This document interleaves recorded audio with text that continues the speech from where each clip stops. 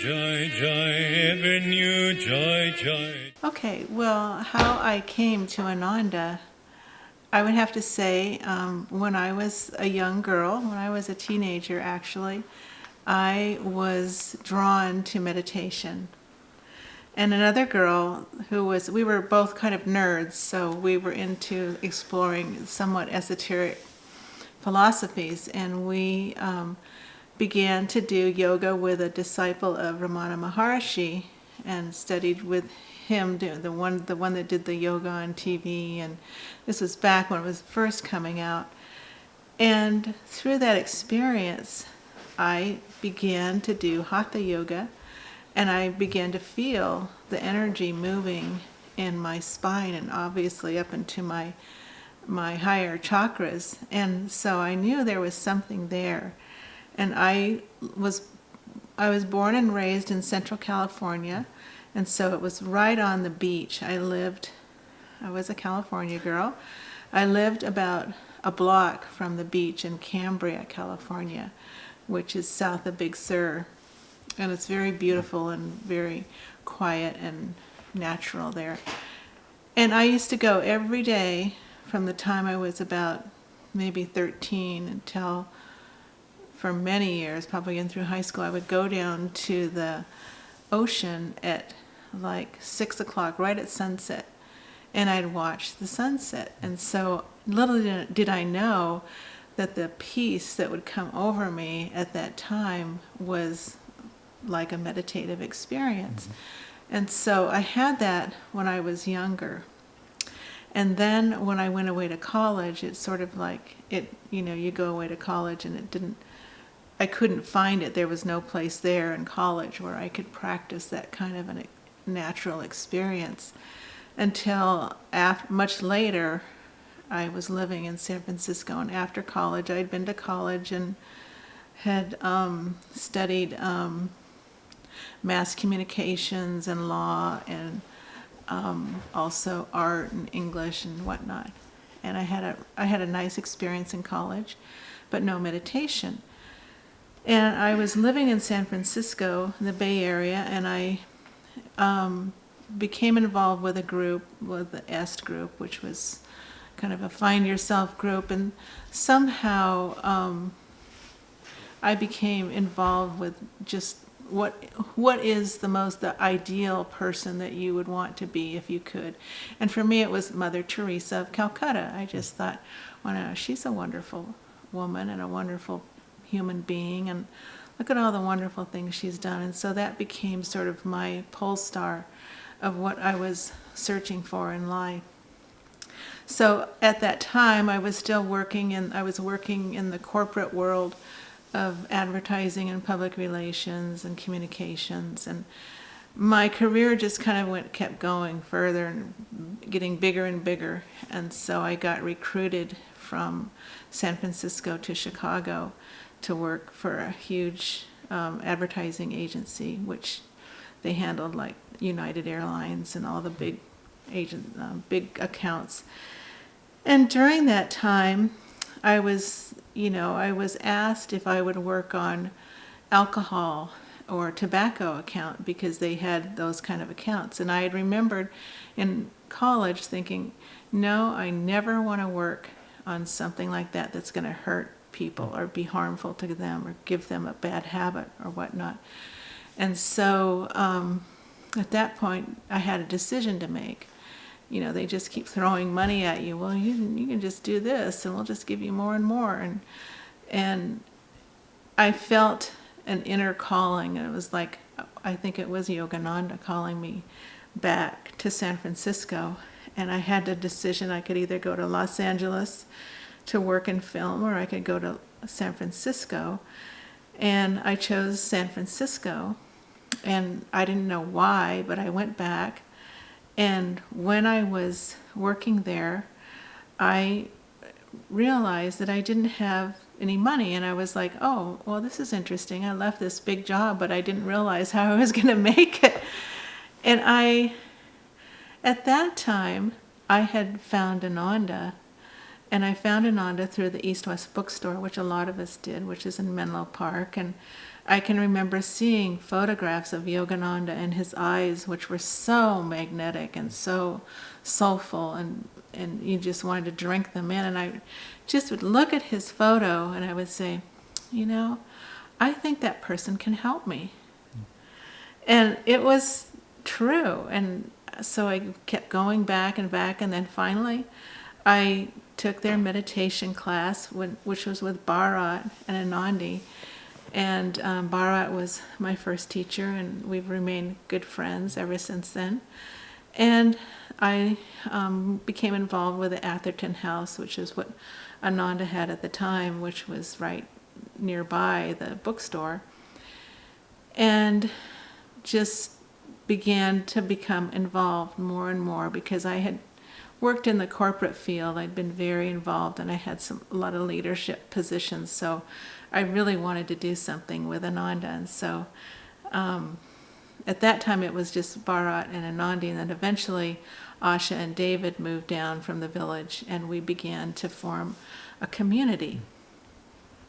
And there was really only about 10 of us who started on what we called the envisioning community for the Ananda Palo Alto, which included, of course, David and Asha and myself and Santoshi and several others, but some of them who are still involved today.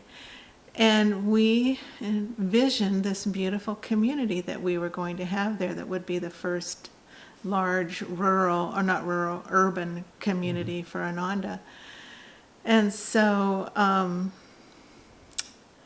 I did that for many years, and I was just really involved with Ananda.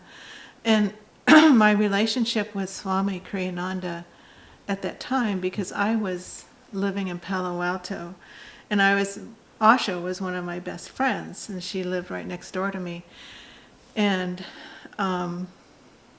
so I would learn through her a lot about Swami and through my attunement with her, but I felt totally close to him, like he was right there in my meditation room when I would meditate. And I had experiences of him long before I really ever met him. And when I did meet him, I remember I was looking into his eyes, and I kept looking and looking, and they were this blue, but they were like, whoa, there's a lot there.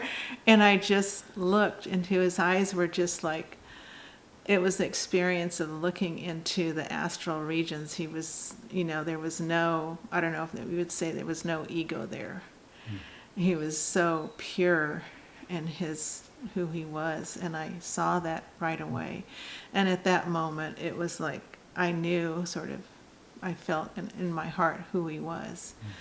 And so then I, of course, met Nakula in Palo Alto. And at that time, I wanted to be a nun. Before I met him, I was thinking, maybe what I should do is go to Self-Realization Fellowship and just be with the nuns. I mean, I've had it with relationships, and I just really was not interested. And that was one of the things I wanted to do because, of course, Mother Teresa was a nun, and so I was very drawn to the contemplative life. And so along about this time when I had met Nakula, I just met him briefly, but I had about 6 months before I met him, I had a dream that was somewhat of a superconscious dream in which I was, I can't wait to be a nun. I want to be with these nuns, and I'll do this and I'll do that, and kind of like planning out my life. And I heard this voice, and I think it was definitely Master saying, you're not going to do that in this lifetime. And it was like kaboom. It was like, and after that it was like, well, what am I going to do? And 6 months later, I met my husband, and it was just, who knows? I mean, things are sort of predestined, but I knew that I didn't want to be with anyone unless they were, I didn't want to say a monk or a nun, but that they were dedicated, as dedicated as I was to this work, because it's so needed in the world. And so I began to learn, of course, by meeting Nakula more about the householder path. and that you can be a monastic, and still be in a marriage, and still even have a family and a son, which we do, and have a very meaningful, deep life. And so that has been a big part of my journey with Ananda. And then when I moved to the village, I was 6 months pregnant with Rama. We'd been married. And I didn't know what I was going to do, but I thought, I've had the corporate life. I've done all the stuff. I've had all the money. I don't need that. I just want to work at Master's Market. It was like, just give me Master's Market and something really simple, and I could just point me in that direction. Okay, I can do that. And so that's what I was thinking I was going to do. But lo and behold, our son, Rama, he was born a little premature, and he was born with several heart defects, a tetralogy of Fallot and several other things wrong with his heart, so that he was, right when you're becoming a mom and you've got this little baby who's 6 pounds and you don't know if they're going to live for the next year. Your life is kind of like, well, what do I do now? And that was a very interesting position to be in, because you just sort of have to surrender to Divine Mother and take what she gives you. And so our life for that first year until he had his first surgery was very, very pins and needles. But now get this. This is my interaction with Swami. This is so typical Swami. So it was maybe a week after Rama had been born, and we were living out at the meditation retreat in the devotion cabin, which is the furthest out. And that's where we were. That's where our family was. And I get this call, and of course back then my name was Sarah, and so Swami always calls me Sada. And it was just so fun. Sada. And he always said it. He didn't say Sarah, he said Sada.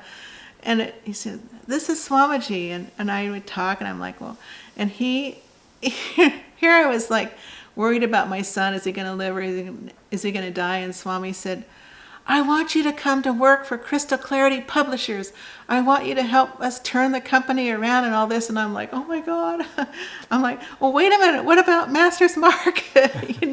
What about this? What about my child? What about, all these things? And I was just like, I just said, yes, of course. And it just came out, and this is what you do with Swami, because he's such a magnanimous, like expansive soul, that you just want to work with him, and you just want to be with him. And I know a lot of people used to become so intimidated about working with him, because he is such a big energy. But I like big energy people. I kind of feel I'm somewhat out of a little bit like that myself, or I've been accused of it. And anyway, so I went to work with him, and I worked with him for 8 years really closely. And through all that time, you think, well, you're working with Swami, it's great, you're in the inner circle or whatever, but the reality is that you are not working with Swami, he's working with you. And he's taking you and he's molding you and helping your soul, and sort of like, like the rock tumbler, your ego gets prickly or things happen, and he just works with you on a very, very subtle level. And I could see that, and I watched him very closely, how he worked with other people. And so oftentimes you think it's an honor to work, with him, but actually he's helping you. And he helped a lot of us that way. And I would have to say, he gave general advice to the whole community, but he also gave very, very specific advice to each person. And you had to really tune into that. He would sometimes say something, or it could be a look, or something he did or something, but there was always a little lesson that he had for you if you were able to become aware and attuned to what he was trying to do. And so things that he said to me back then, I still think about to this day. I still think, well, now what did he mean by that, and what this and this and that. And some things I've figured out, but a lot of them I haven't yet. There's still, it's still big learning spaces that I think we all probably have when we've worked with someone who has this kind of a soul destiny like Swami. So during the time when I worked with him for Crystal Clarity, I also needed to serve a role for Ananda during the court case as the publicist for Ananda. And, we were in the midst of a huge battle with SRF. And I have to say that because of my background, before I came to Ananda, I worked for Stanford Law School. I was the head of the Department of Publications, and I worked with a lot of the law students. And I had a lot of responsibility and staff people that worked with me. And so I'd had work in a big law school, and so I was not afraid to say at the time when Swami asked about publishing about the autobiography of a yogi, I said, well, of course you can. The law is this. You can do this. It's in the public domain. And of course, that sort of was one instance that sort of broke open some ideas about, oh, well, maybe we could, maybe Ananda, maybe Crystal Clarity could publish the autobiography of a yogi, the original. And of course, you have to be very specific when you do that. You have to have the text and all the photos and everything be legally accurate. And because of the setting that I'd been in before coming to Ananda, I had some of those skills. But then the whole idea of being a publicist, no, I can't be a publicist for Ananda because I'm a member of Ananda.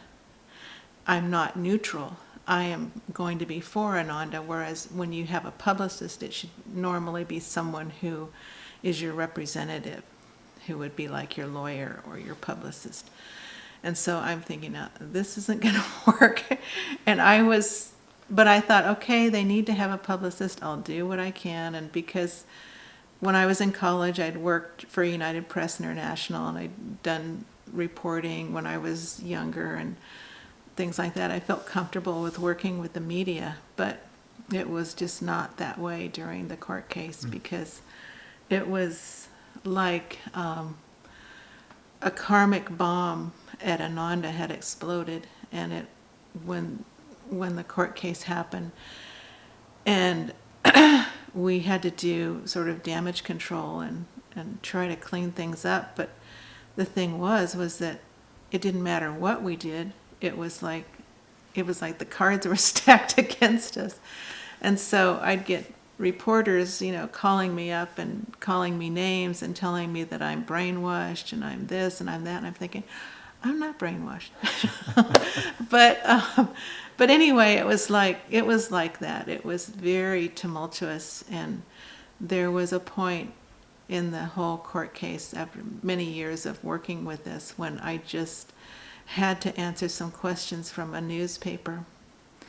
And it was such a disgusting question, and I just hung up on the reporter, and I just put my head down on my desk, and I just sobbed for about half an hour. And it was just like, there's nothing we can do. If it's your destiny to go through this, whatever, then, you go through it. And one of the things that Swami had said to all of us, and I think this is really important because there was a lot of people, not just myself, that served on the committee that helped with the court case in many different aspects. Swami said to us one time, he said, I know this is difficult, but if you go through this with me, you will be helped. Meaning that if you walked with him through this sort of fire, it was like walking through a fire of the court case that was being leveled at us, we would grow immensely spiritually. And I really do think that happened. I know it happened to myself. I know it happened to many others who I just like. I think of my good friend Nidruva and all that she went through, and a lot of people, Latika and Keshava, and the lawyers and everything. And so there was that feeling of, it was truly, like a Mahabharata kind of battle.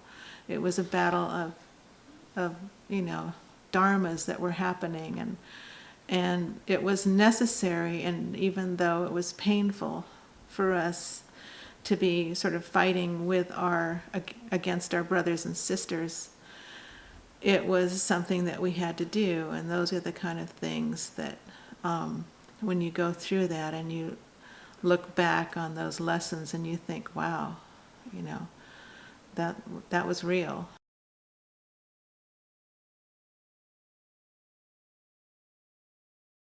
Okay, so what happened with Rama? Okay, yes, he's a big part of our life, even to this day. He was 6 pounds. He had to be 10 pounds before they could operate on his heart. And so for that year, he had to grow. I had to nurse him. We had sound machines, healing sound machines in his room. Swami was always into the new therapies, and this woman, we had a sound machine, and we had, Mary Kretzmann and Hridaya and the prayer committee working when he had his first open heart surgery. Everyone from Ananda was praying, and it was a miracle. In fact, the nurses, because he had a condition that back then they may not have been able to save him, but the nurses and the doctors said after he had his operation, which was, I think he was 8 or 9 hours in surgery, that they'd never seen a baby with such vibrancy after the operation, after that kind of an operation, and that he was, it was like a miracle. And it was a lot of that because the community, we were all praying for him, and also I'm sure they were praying for Naklu and myself. And to this day, he lives here on our land next door, and he's a wonderful, wonderful soul. And he's very, very connected in with Ananda and with the gurus, and he's walking his own path, but it's still, he is, we actually did pray for a spiritual soul to join us, and so I really remind him every now and then, you came in, you picked this family. So this is who we are, and this is what we do. And he's very, very wonderful, and he's, I'm sure, I hope, bring lots of joy to people that he meets. And so yes, so he's had three heart surgeries, and he's now 30 years old. So yeah, so he's doing pretty good, and we are householders, and we, like Master said, have a small family. So we just had one child, and that was fine because we've been able to maintain our sadhanas, and we have strong sadhanas, and do our service to Ananda, and just give and help in whatever way we can. And so part of my service, my trying to find what, after working with Swami, I was thinking, okay, what will I do? Okay, and so on my altar I had this affirmation, I will reason, I will, I will act, but guide thou my reason, will, and activity to that which is the highest in every path. And so I would do that daily. For several years I would do that, and wondering, this was when Rama was still young, a toddler, what I would do. And So I had at one time in the mid-'80s come to Ananda, and I'd heard Swami say in this lecture, just out of the blue, he said, someday there's going to be a college here. And I don't know why, because I don't have the kind of training to run a college. I don't really have that in my makeup. It wasn't something I trained to do. And but I heard that voice, and I heard it, and I somehow, that prayer kept coming, and all of a sudden the sort of the universe kind of moves around when it's time for us to do something. And I felt, at that time I wanted to do what I could to start a small college. And so Nakula and I began to think about this, because he was a builder, and I'd been a writer and a creative director, that kind of thing. And so what could we do together to serve? And I couldn't build with him. I couldn't be a carpenter, because I didn't have those skills. But so we were looking for something to do together, and also with our son Rama, that would be kind of a family thing. And so we explored looking at land and over on the coast and south of the Lost Coast, and we looked at a lot of things. And then Swami and Jyotish and Devi just came and talked to us one time, and they said, well, why don't you just take the meditation retreat? Someone needs to run it, and you can start the college up there, and you can run the meditation retreat.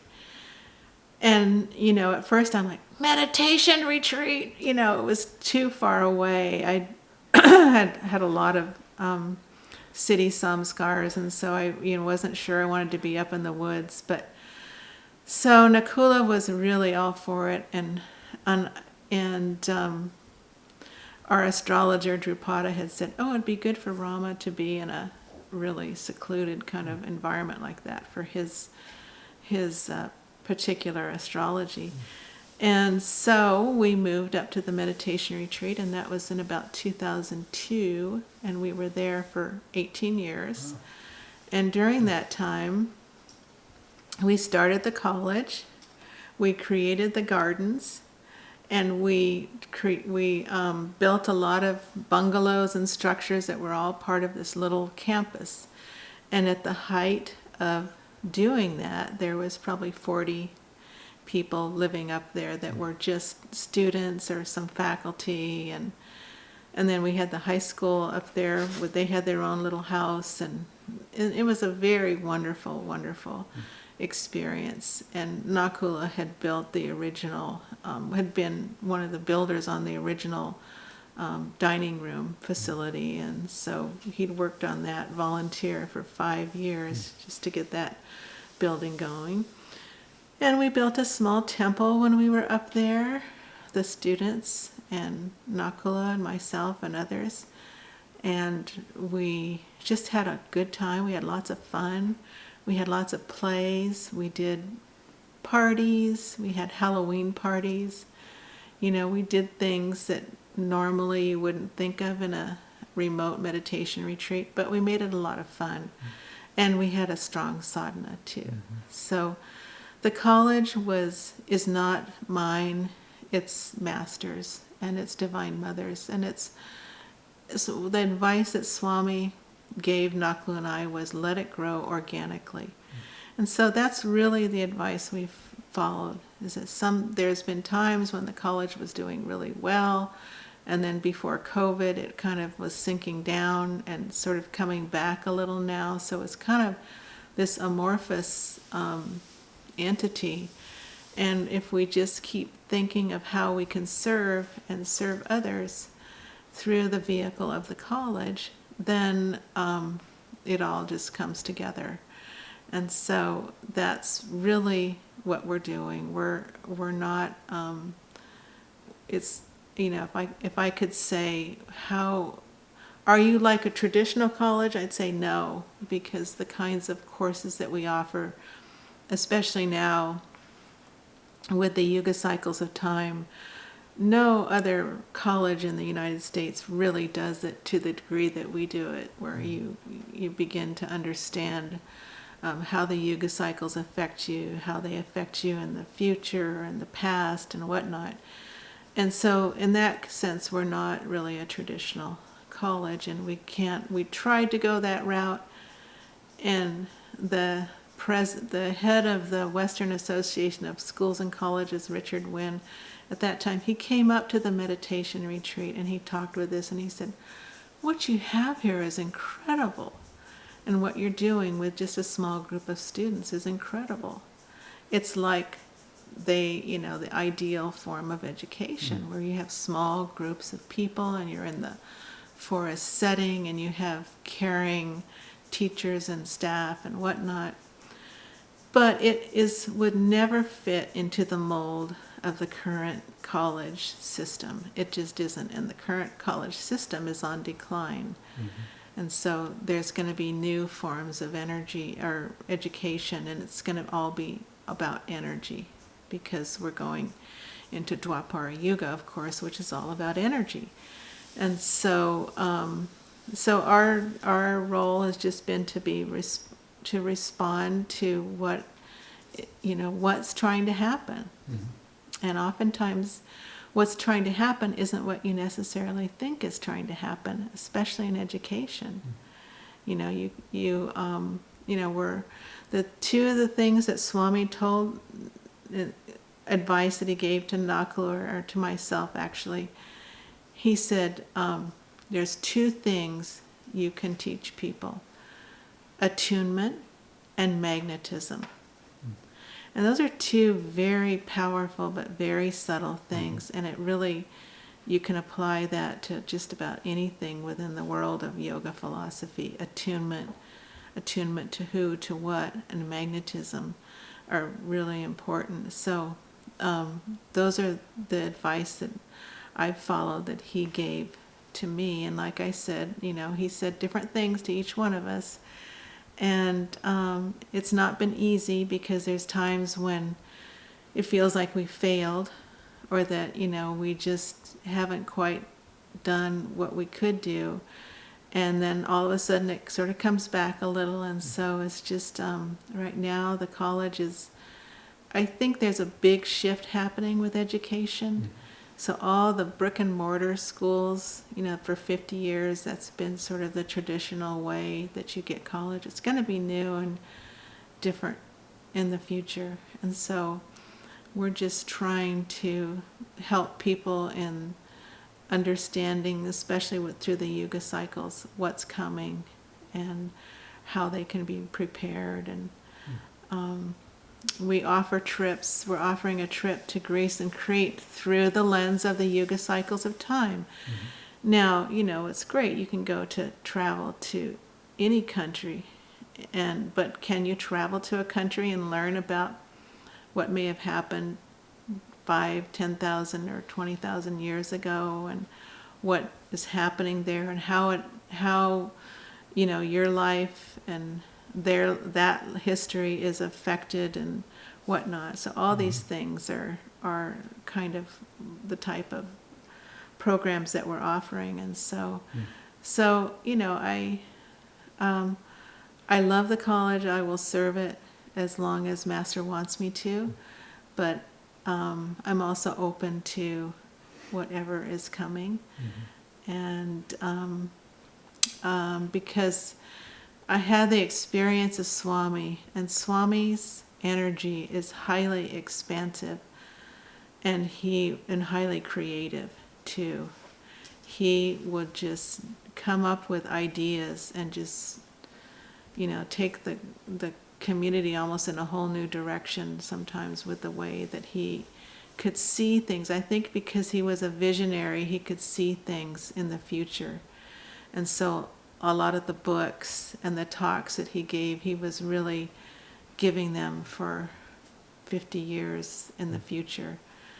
And those of us that have lived here and been a part of Ananda, it's been a great blessing. And it's especially been a great blessing to be a householder in this sense, because one of the things Swami would say, he said, we need examples of couples living together harmoniously with a child, to show that they can live a life connected to God. And it can be as full as a monk or a nun, but if as long as you're connected to God, it's a high path. It's not just, being married and whatnot. So I think there's a lot of things that Ananda's doing that's part of what's going to be, obviously he said communities would take off like wildfire. And so, just being a part of that and seeing that happen and not having to be in any kind of a big leadership role, but just being kind of a trooper and just serving day in and day out is something that's really important for all the people who want to live in this way, to not get caught up into, oh, I'm not this or I'm not that, but just knowing that, like Yogananda says, you can change the world just by being who you are and really deeply surrendered to God and loving God and that kind of thing. So